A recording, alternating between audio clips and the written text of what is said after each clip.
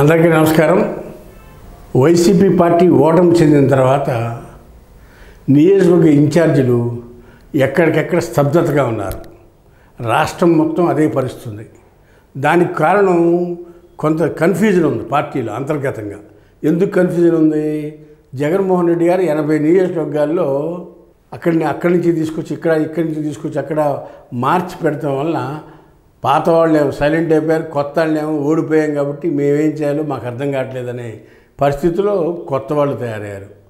ఇలాంటి పరిస్థితుల్లో కృష్ణా జిల్లాలో 2 నియోజకవర్గాల్లో మటుకు వైసీపీ పార్టీ బాగా యాక్టివ్గా ఉంది. కృష్ణా జిల్లాలో ఉన్న 16 నియోజకవర్గాల్లో 16 నియోజకవర్గాలు కూడా వైసీపీ పార్టీ ఓటమి చెందింది. గుడివాడ, మచిలీపట్నం, గన్నవరం ఇలా అన్ని నియోజకవర్గాలు కూడా 16కి 16 కూడా ఓటమి పాలైంది వైసీపీ పార్టీ. అయితే తదనంతరం జరిగిన పరిణామాల్లో వైసీపీ అధిష్టానం జగన్మోహన్ రెడ్డి గారు జగ్గయ్యపేట నియోజకవర్గం నుంచి ఉదయభాను గారు జనసేన పార్టీలో చేరటం వల్ల అక్కడ తన్నీరు నాగేశ్వరరావు అని యువకుడిని అక్కడ ఇన్ఛార్జిగా నియమించారు వైసీపీ పార్టీకి. ఆయన గతంలో జగ్గయ్యపేట మున్సిపాలిటీకి చైర్మన్గా పనిచేశారు. కృష్ణా జిల్లా సెంట్రల్ కోఆపరేటివ్ బ్యాంక్కి చైర్మన్గా పనిచేసిన రాజకీయ అనుభవం ఉంది. అంతేకాకుండా వైసీపీ పార్టీలో కూడా పంచాయతీరాజ్ విభాగంలో కూడా జిల్లా పార్టీ అధ్యక్షులుగా పనిచేసిన రాజకీయ అనుభవం ఉంది. ప్లస్ అడ్మినిస్ట్రేటివ్ సైడ్ జిల్లా బ్యాంకు నడిపిన అనుభవం ఉంది, మున్సిపాలిటీని నడిపిన అనుభవం ఉంది. ఆయనకి ఇన్ఛార్జిగా ఇచ్చారు జగ్గయ్యపేటకి. అదేవిధంగా ఆ నియోజకవర్గంలో జగ్గయ్యపేట నియోజకవర్గంలో గతంలో ఇంతకుముందు యమాహేమీలు పనిచేసిన నియోజకవర్గం ముత్యాల రాజా గారు ఆ నియోజకవర్గంలో పెట్టింది పేరు. ఆ తర్వాత వారి వంశీకుల తర్వాత రకరకాల పరిణామాలతో రకరకాల రాజకీయ నాయకులు వచ్చారు అక్కడికి. మొక్కపాటి వెంకటేశ్వర పోటీ చేశాడు, వసంత నాగేశ్వర పోటీ చేశారు, తర్వాత మంజుశ్రీ గారు పోటీ చేశారు, తర్వాత ఉదయభాను గారు 3-4 సార్లు ఎమ్మెల్యే అయ్యారు, తాతయ్య గారు ఎమ్మెల్యే అయ్యారు, నెట్టెం రఘురామ్ గారు మంత్రి చేశారు, 3 సార్లు ఎమ్మెల్యే అయ్యారు. ఇట్లా ఆ నియోజకవర్గం నుంచి ఎప్పుడూ కూడా పొలిటికల్ రిప్రజెంటేషన్ చాలా ఎక్కువగా ఉన్న నియోజకవర్గం. అంతకుముందు పూర్వంలో పిల్లలమర్రి వెంకటేశ్వర్లు గారు అని చెప్పి జగ్గయ్యపేట నియోజకవర్గంలో ఫ్రీడమ్ ముందు కానీ ఫ్రీడమ్ తర్వాత కానీ 4 సార్లు ఎమ్మెల్యేగా పనిచేసిన నియోజకవర్గం పిల్లలమర్రి వెంకటేశ్వర్లు. అలాంటి ప్రాముఖ్యత చెందిన జగ్గయ్యపేట నియోజకవర్గం నుంచి ఈ తన్నీరు నాగేశ్వరరావు గారు ఈరోజు వైసీపీ పార్టీ తరఫున చాలా యాక్టివ్గా పనిచేస్తున్నారు.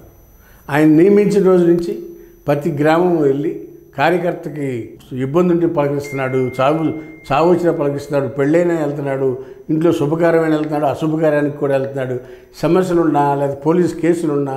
ఈ మధ్య పెనుగంచిపోలు తిరునాళ్ళలో టీడీపీ వాళ్ళకి వైసీపీ వాళ్ళకి గొడవలు జరిగి ఘర్షణలో వైసీపీ వాళ్ళ మీద బైండ్ ఓవర్ కేసులు పెడితే మచిలీపట్నం అక్కడ జైల్లో పెడితే అక్కడ కూడా వెళ్ళి వాళ్ళందరినీ పరామర్శించి జిల్లా నాయకులందరినీ తీసుకెళ్ళి పరామర్శించి వాళ్ళందరికీ బెయిల్ వచ్చే విధంగా పనిచేయడంలో కానీ అన్నింటిలో కార్యకర్తలకు భరోసా నింపుతున్నాడు తన్నీరు నాగేశ్వరరావు గారు. ఇది జగ్గయ్యపేట నియోజకవర్గం.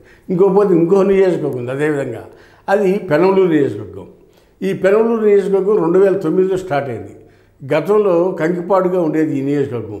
కంకిపాడుగా ఉన్నప్పుడు దేవినేని నెహ్రూ గారు 4 సార్లు ఎమ్మెల్యే, ఒకసారి మంత్రిగా పనిచేశాడు. ఆ తర్వాత యలమంచి నాగేశ్వర గారు కూడా అక్కడి నుంచి తెలుగుదేశం పార్టీ తరపున ఎమ్మెల్యేగా గెలిచిన పరిస్థితి అయితే ఉంది. ఆ తర్వాత 2009లో నియోజకవర్గం ఏర్పడినప్పుడు కొలుసు పార్థసారథి గారు ఎమ్మెల్యేగా గెలిచి అక్కడి నుంచి రాష్ట్ర మంత్రివర్గంలో మంత్రిగా కూడా పనిచేశారు ఈ పెనమలూరు నియోజకవర్గం. ఈ నియోజకవర్గం విజయవాడలో కలిసి ఉన్న నియోజకవర్గంగా చెప్పొచ్చు. ఇది 3 మండలాలు, పెనమలూరు, కంకిపాడు, ఉయ్యూరు, ఈ 3 కలిపి ఉన్న నియోజకవర్గం ఈ పెనమలూరు నియోజకవర్గం. ఈ నియోజకవర్గంలో 2014లో బోడేప్రసాద్ ఎమ్మెల్యేగా కొత్తగా తెలుగుదేశం పార్టీ తరపున ఎమ్మెల్యేగా గెలుపొందిన యువకుడు ఆయన.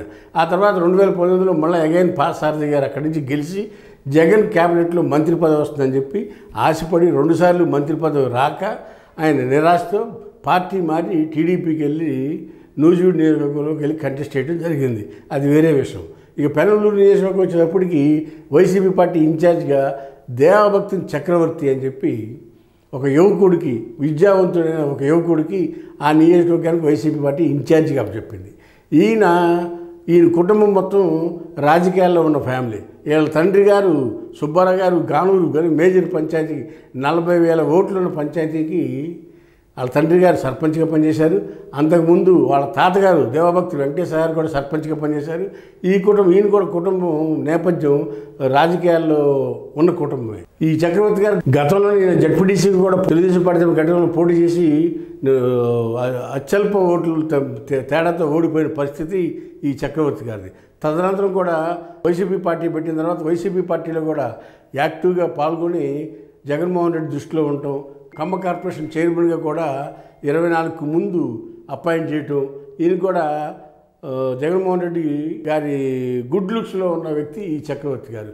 నియోజకవర్గంలో యాక్టివ్గా తిరుగుతూ ఈ పెనలూరు నియోజకవర్గంలో కూడా వైసీపీ పార్టీని బలోపేతం చేయడానికి ఈయన అన్ని మండలాలు 3 మండలాల్లోనూ కార్యకర్తలకు ఏ సమస్య ఉన్నా తిరగటం, పట్టించుకోవటం, వాళ్ళ సమస్యల పరిష్కారం కోసం కృషి చేయటం, పోలీస్ స్టేషన్లు, ఎంఆర్ఓ, ఆర్డీఓ, కలెక్టర్ ఆఫీసులకి వీటన్నిటికి కూడా కార్యకర్తలు భుజాన్ని వేసుకుని కార్యకర్తలని అభివృద్ధి కోసం కార్యకర్తల సమస్యల పట్ల స్పందించుతూ నియోజకవర్గంలో యాక్టివ్గా తిరుగుతున్న వ్యక్తిగా ఈ దేవభక్తుని చక్రవర్తి గారిని చెప్పొచ్చు. కాబోయే రోజుల్లో వీళ్ళిద్దరూ కూడా వైసీపీ పార్టీ తరఫున అటు జగ్గైపేటలో తన్నీరు నాగేశ్వరరావు, ఇటు పెనలూరులో దేవభక్తుని చక్రవర్తి ఇద్దరు కూడా కాబోయే రోజుల్లో ఎమ్మెల్యే సీట్లు ఇచ్చి ఎమ్మెల్యేలు చేస్తారని చెప్పి జగన్మోహన్ రెడ్డి గారు మాట ఇచ్చినట్టుగా తెలుస్తూ ఉంది. అదేవిధంగా వీళ్ళు కూడా ఆ విధంగా దానికి జగన్మోహన్ రెడ్డి గారు ఇచ్చిన మాటకి కట్టుబడి వీళ్ళు కూడా అదే స్థాయిలో పనిచేసి నియోజకవర్గాన్ని వైసీపీ పార్టీ మెజారిటీ తీసుకొచ్చేందుకు కృషి చేస్తున్నట్టుగా మనం ఈ సందర్భంగా తెలియపరుస్తున్నాం. హాయ్ ఫ్రెండ్స్, మా ఫ్యూచర్ టుడే ఛానల్ చూస్తున్నందుకు చాలా థ్యాంక్స్. మరిన్ని లేటెస్ట్ వీడియోస్ కోసం వెంటనే సబ్స్క్రైబ్ చేయండి. అలాగే ఈ బెల్ని కూడా రింగ్ చేసేయండి. మా లేటెస్ట్ వీడియోస్ నోటిఫికేషన్స్ అన్నీ మీ మొబైల్లో వస్తాయి. మా వీడియోస్ మీకు నచ్చితే లైక్ చేయండి, షేర్ చేయండి, నచ్చకపోతే కామెంట్ చేయండి.